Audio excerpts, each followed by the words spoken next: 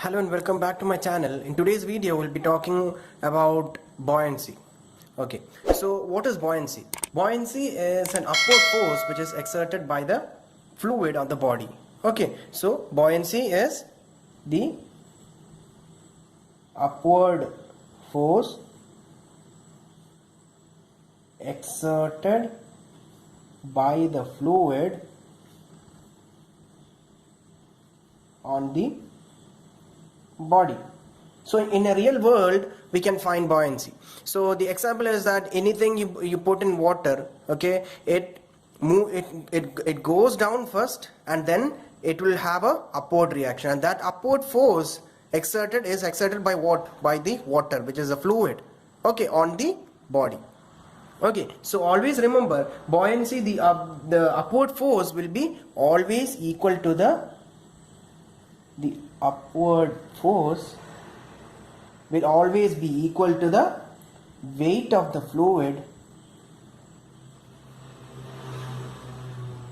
displaced by the body.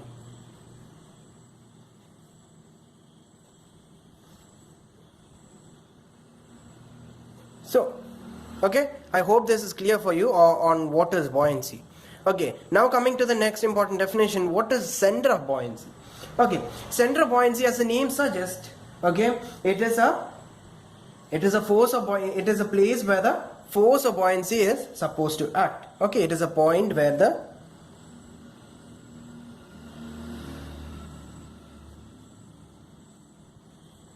force of buoyancy is supposed to act. Now in the buoyancy, on the definition of buoyancy, I said that it is equal to the weight of the fluid displaced by the body. So we know that buoyancy is a vertical force. Okay, so the vertical force will be equal to the weight of the fluid displaced by the body. So in return we can say that the center of buoyancy will be the center of gravity of the fluid displaced. Okay, so since buoyancy is a vertical force which is equal to the weight of the fluid displaced by the body, we can say that it is the center of buoyancy will be the center of gravity of the fluid displaced. So it is also where the center of gravity of the fluid displaced. Okay, I hope these two definitions are clear for you on what is buoyancy and what is center of buoyancy. Now coming to another important definition on what is metacenter. Now to explain the definition of metacenter, I have drawn two figures. Okay, this is figure A. Okay, in the figure A, I have a normal axis. Now in the figure A, which is this is A and this is B. In figure A, in the beginning position, I have a body which is displaced in a fluid. Okay, this is water. Okay, so I've displaced a log of wood. Imagine this is a wood, and I display and I submerge this wood in the water. So what happens? In the beginning it is in a straight position. Okay, so suppose this is a normal axis. Okay, and I have 2 points, which is the center of gravity of the body and the buoyancy.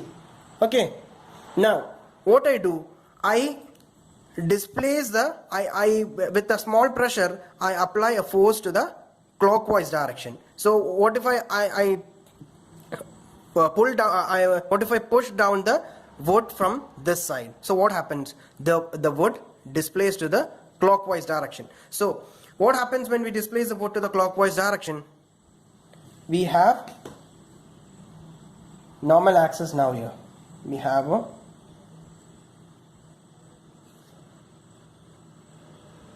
the normal axis.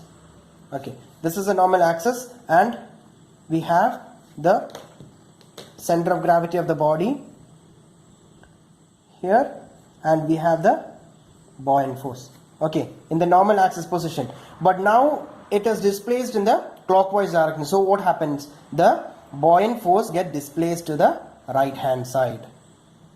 Okay, now this is the new buoyant force. I'll name it as B1. Okay, Okay, I'll name it as B1. So now comes the definition of metacenter. So metacenter is what? Metacenter is the line of action. Okay, metacenter is the line of action. So what is metacenter? Metacenter is the line of action of when the force of buoyancy will meet the normal axis. So what? This point is what I call the metacenter. So always very important, line metacenter is the line of action of the force of line of action of the force of buoyancy which meets the normal axis.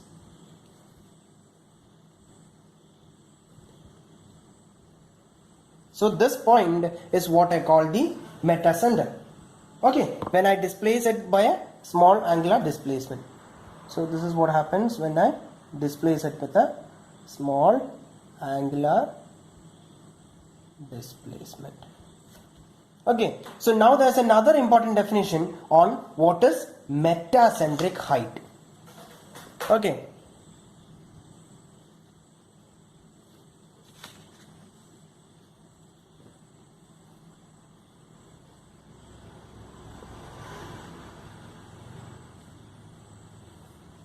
Okay, so what is metacentric height? Metacentric height is nothing but the distance between the metacenter and the center of gravity of the fluid. So this distance is what we call as the metacentric height. Okay, so it is the